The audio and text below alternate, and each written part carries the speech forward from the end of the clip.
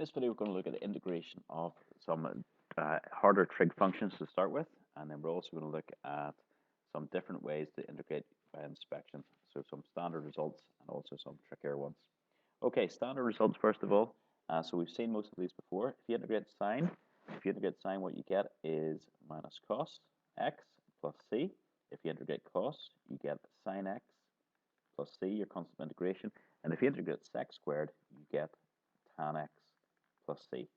So if you integrate sine of 3x, what you're going to get is minus 1/3 cos 3x plus c. And if you integrate cos of 2x, you're going to get 1/2 sine of 2x plus c.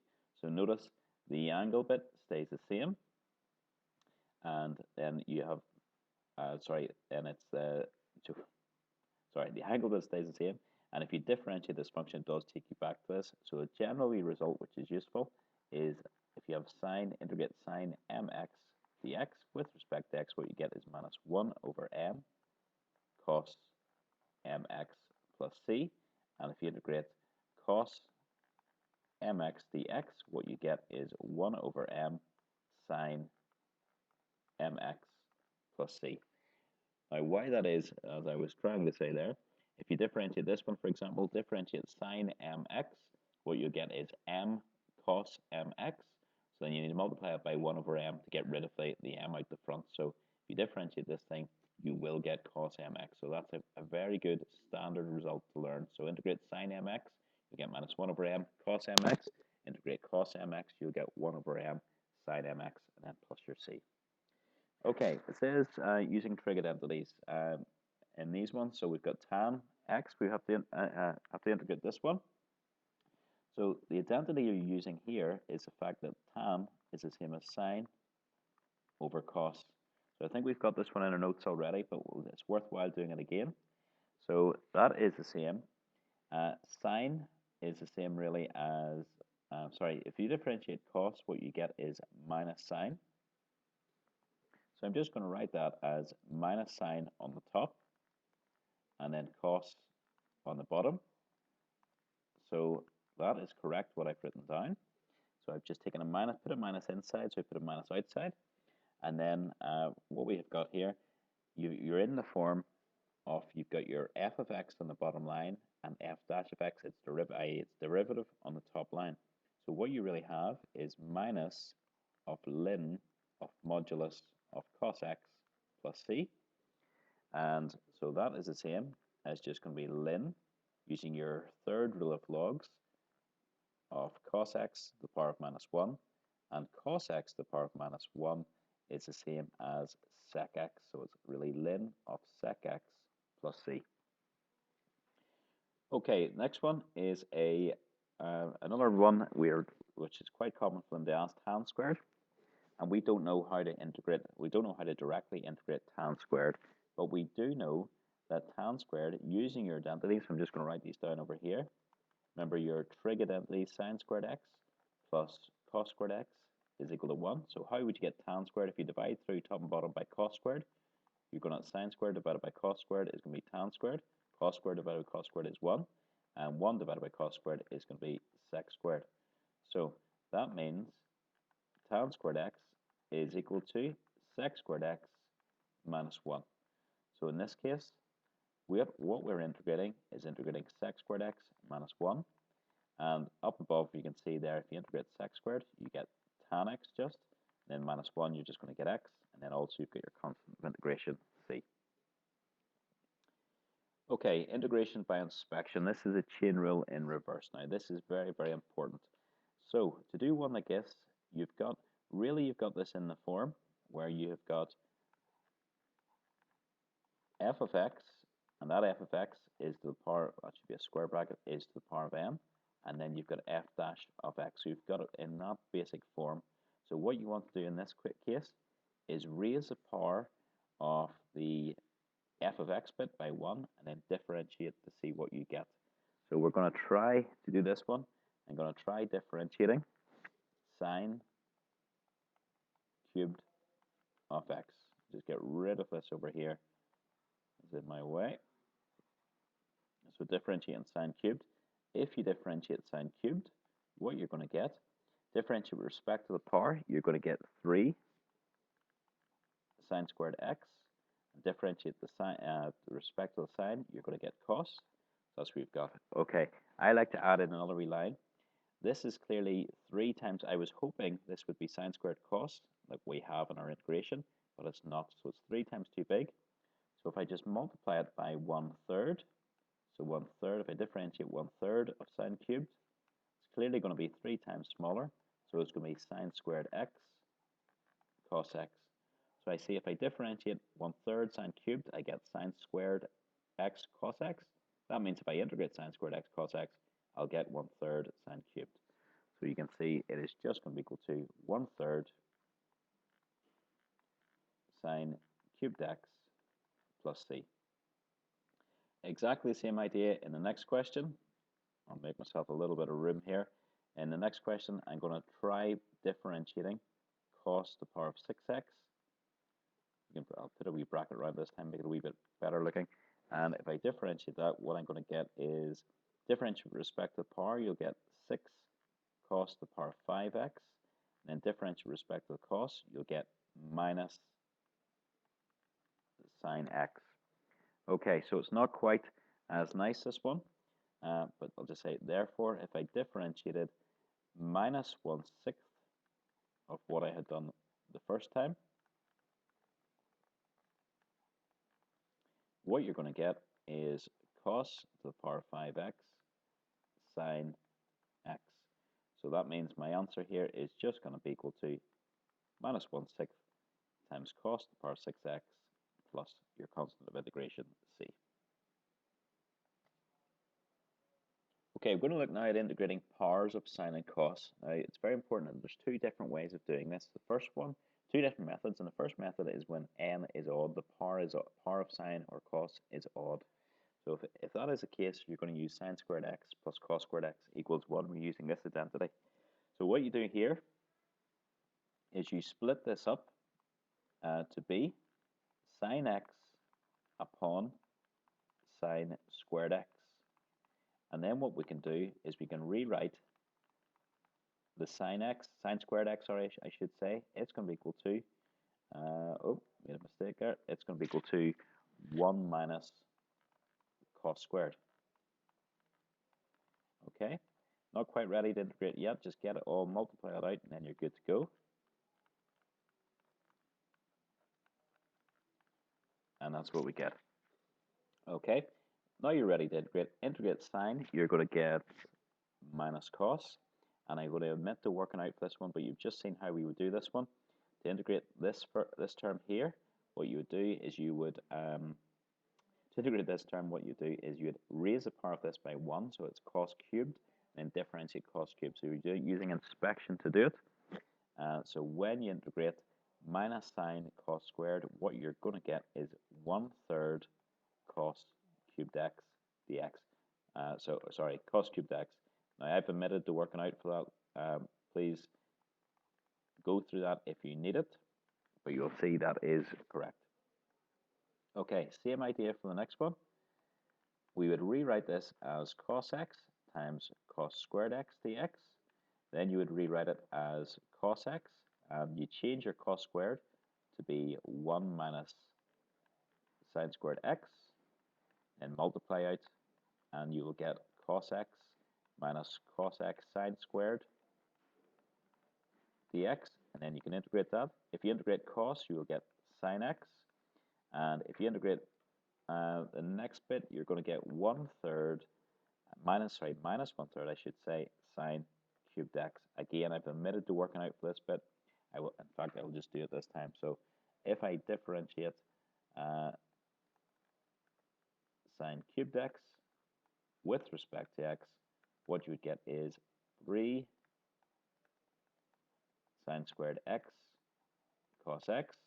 So that means I wanted really to get minus, so I've got 3 sine squared cos x. I was hoping to get minus sine squared cos x. So I need to differentiate minus 1/3 of that.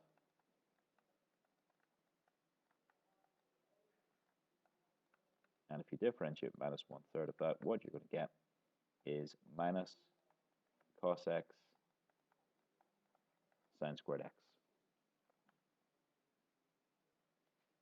Okay, now if it is you're integrating sine nx or cos x, sine to the power of n, sine x to the power of n, cos x to the power of n, and then what you want to have, and n is even, then you've got to use a double angle identities. So now where these come from are your identities for cos 2x. So if you remember, for example, cos 2x was equal to 2 cos squared x minus 1. So if you rearrange that, you get 2 cos squared x is equal to cos 2x plus 1, and then that gives you cos squared x is equal to a half upon cos 2x plus 1.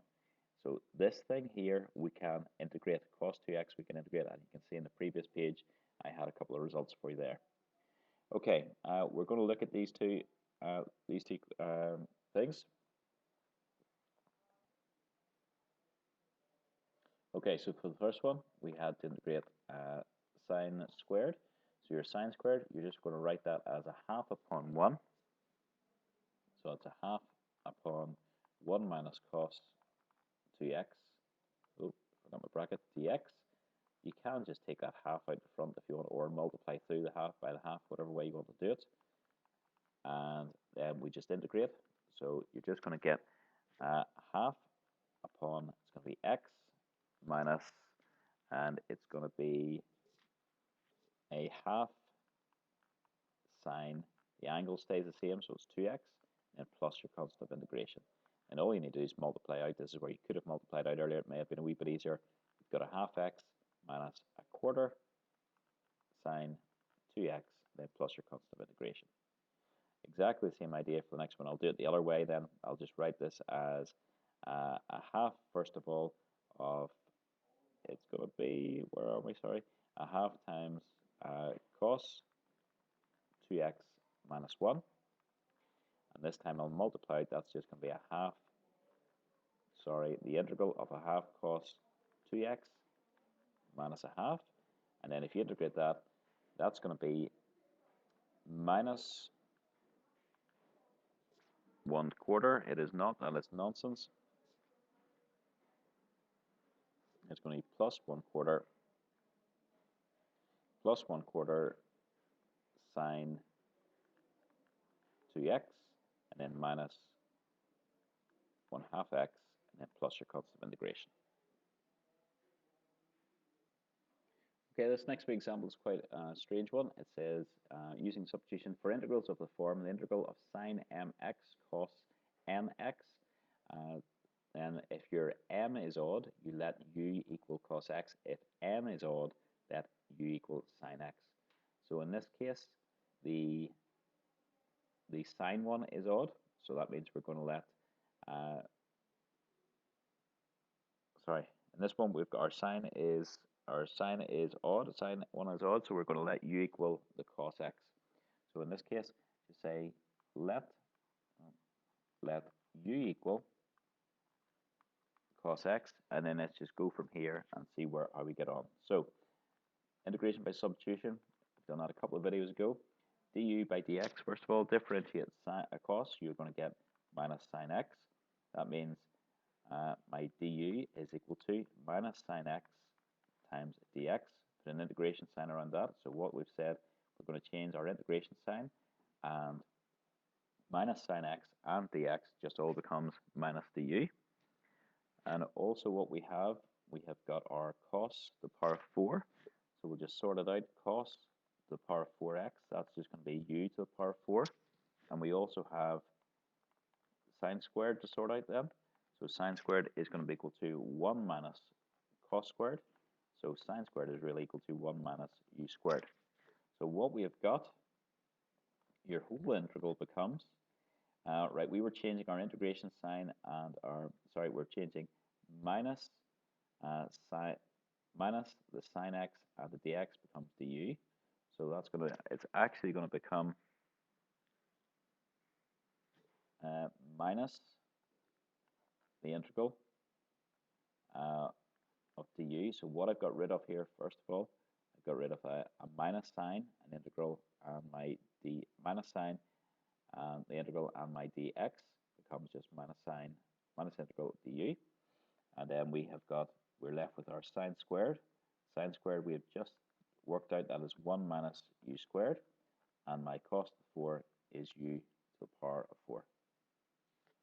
Okay, I've just squeezed in a wee line here to make this a wee bit easier to explain maybe. So if you get your integral in du was equal to the integral of minus sine x dx, so I can just replace the integral on sine x dx with minus the integral of du, so that maybe makes it a wee bit easier. So here we've got, this was me replacing my integration sign and one of the signs and the dx by minus the integration sign and du.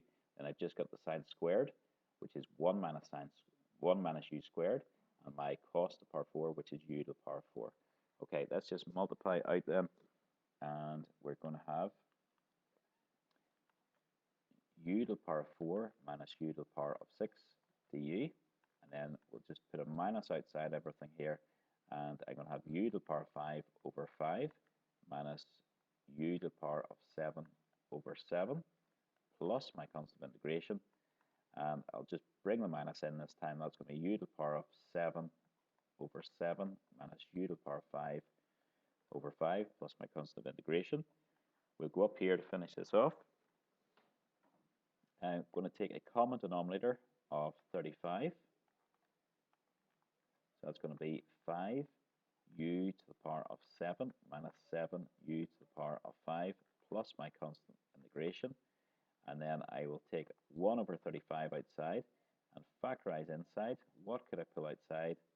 Take the lowest thing, which is u to the power 5, and that leaves me 5u squared minus 7, and then plus c. Okay, I think we're ready now to fill in. We've got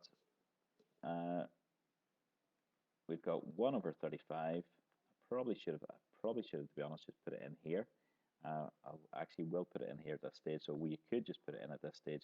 My u was cos to the power of, sorry, my u is just cos x. So that's just me cos to the power of 7x over 7 minus cos to the power of 5x over 5 plus c. So I'll just say or you could have continued and just kept going, and as we will do here, and see my u was cos, so that's cos to the power of 5x, and then I've got, it's going to be just times 5 cos squared x minus 7, but they are exactly the same thing anyway, so I can get rid of that bracket.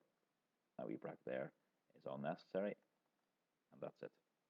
Okay, so two ways really to do the same, to finish off the same question. Probably, to be honest, I would probably just leave it as it is in this case. It's not really an awful lot easier. It's no easier really this way. Okay, this is using a whole pile of different techniques just to finish us off in this video. So remember this result which we had, which was if you have f dash of x over f of x, and you integrate, you're going to get ln of modulus of f of x plus c. So in this case, we're almost, we are in that form. Because if you differentiate sine, you get cos. So if you differentiate its bottom line, you get the top line. So we're actually good to go. So it's just going to be ln of modulus of 1 plus sine x plus c. Okay. Probably I would do this one by inspection, to be honest. So I would just try something. So I've got a sine. So I'm going to try differentiating cos of 3x minus pi with respect to x to see what I get. If I differentiate that, what I'm going to get is, it is going to be minus 3 sine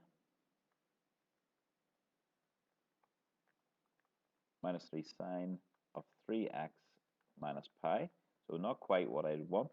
So that means if I differentiate minus 2 over 3 times cos of 3x minus pi, differentiate that with respect to x, I'll get what I want. I'll get 2 sine of 3x minus pi. So therefore, if I integrate this thing, I'm going to get minus 2 over 3 cos 3x minus pi plus c. Okay, next one. we have got 8 sine x cos cubed x. So this is just like one of the ones we did earlier on. We'll do this by inspection. You're going to differentiate. We're going to differentiate, dear me, apologies, we're going to differentiate cos to the power of 4x to see what we get. So if you differentiate cos to the power of 4, you're going to get 4 cos cubed x times minus sine x. So not quite what we want, but if I differentiate it, then minus 2 cos to the power of 4x, I'll get minus 2 times what I had just got, so it's going to be 8, and I'll write it their way, sine x cos cubed. So if I differentiate minus 2 cos to the power of 4, and I get 8 sine x cos cubed, that means if I integrate 8 sine x cos cubed, I'm going to get minus 2 cos to the power of 4x plus c. Okay, next example is a wee bit strange. To do this one, I can't really think how we'll do this one. I'm going to just change my cot to be cos over sine.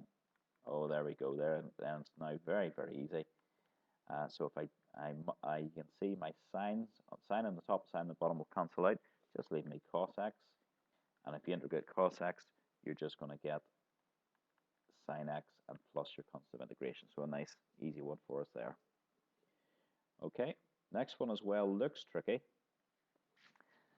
But we have got on the bottom line 1 minus sine squared. You should now be familiar if you see 1 minus sine squared, that is the same as cos squared. And then 1 over cos squared is the same as sec squared. And if you integrate sec squared, that was one of our first results we got. If you integrate sec squared, you get just tan x plus c, your constant of integration. Okay, that was a very long video, and there's now lots of questions for us to do. In our booklet, we've got topic 7, integration B, exercise 8, and also in the Understanding Pure Mathematics book, so we've got that online somewhere for you. It's exercise 15G, questions 1 to 30, and then also, if we're finished that, there's an integration examples worksheet which has final answers on it, which covers all the integration stuff that we have done up until this point.